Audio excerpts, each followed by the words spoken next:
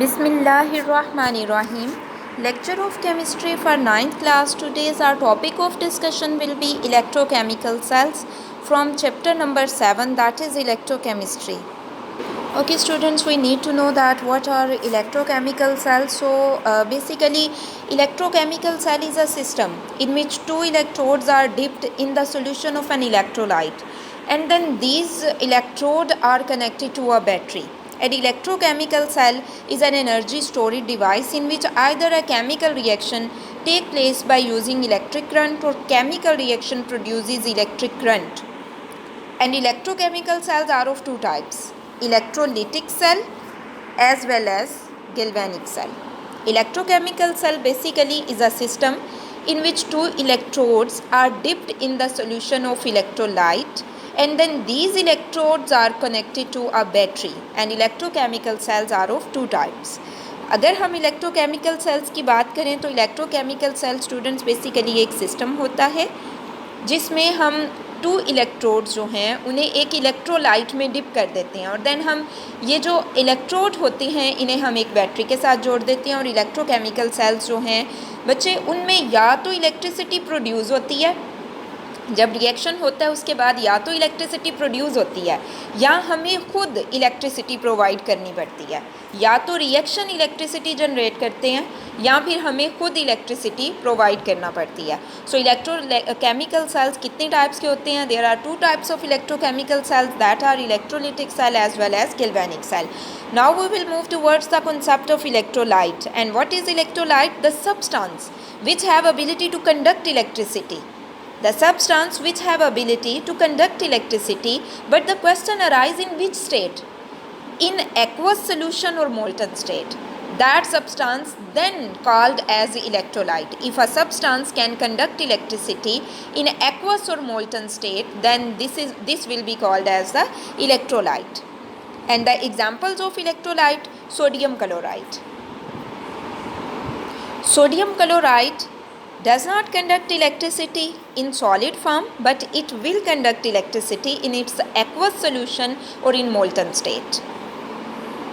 अगर हम इलेक्ट्रोलाइट की बात करें कि इलेक्ट्रोलाइट क्या है, तो एक ऐसा सब्सटेंस जो अब इलेक्ट्रिसिटी को कंडक्ट करे एक्वस सोल्यूशन में, यानी जब उसका वाटर में सोल्यूशन बनाया जाए या फिर जब उसकी मोल्टन स्टेट हो. अब मोल्टन स्टेट किसे कहते हैं स्टूडेंट्स?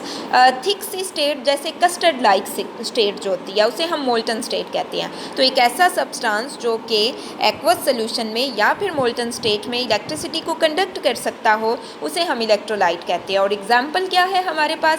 सोडियम क्लोराइड जो है वो अगर हम उसका एक्वस सोल्यूशन बना लें या फिर सोडियम क्लोराइड की जो मोल्टन स्टेट है वो इलेक्ट्रिसिटी को कंडक्ट करने की एबिलिटी रखती है.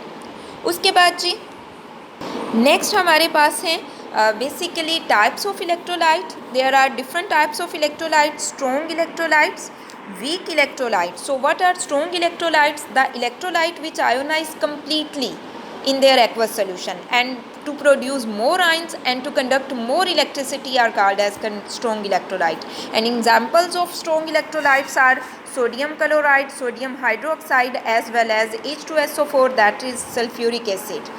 Similarly, the next one is given weak electrolyte, and the weak electrolyte are those which ionize to a small extent in their aqueous solution or molten state to produce less ions and to conduct less electricity are called as weak electrolyte. And examples of weak electrolytes are acetic acid.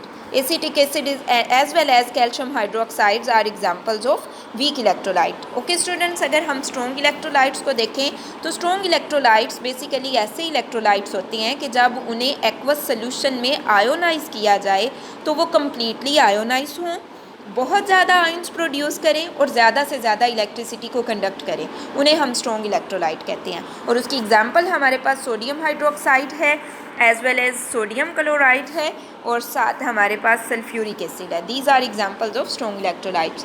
अब weak electrolytes क्या होते हैं? ऐसे electrolyte जब उनका aqueous solution बनाया जाए तो वो ज़्यादा आयोनाइज ना हो, कम आयंस प्रोड्यूस करें, कम इलेक्ट्रिसिटी को कंडक्ट करें, उन्हें हम वीक इलेक्ट्रोलाइट कहते हैं. And example of weak electrolytes are acetic acid है. बच्चे ये जो CH3COOH ये फार्मूला हमारे पास एसिटिक एसिड का है.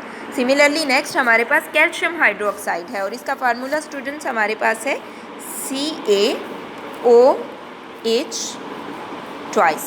ये हमारे पास कैल्शियम हाइड्रोक्साइड का फार्मूला है। The next one is given non electrolyte, so as the name shows non electrolyte, so the substance which do not ionize in their aqueous solutions and do not allow the current to pass their solutions are called as non-electrolytes, and examples of non-electrolytes are sugar solution, benzene, etc.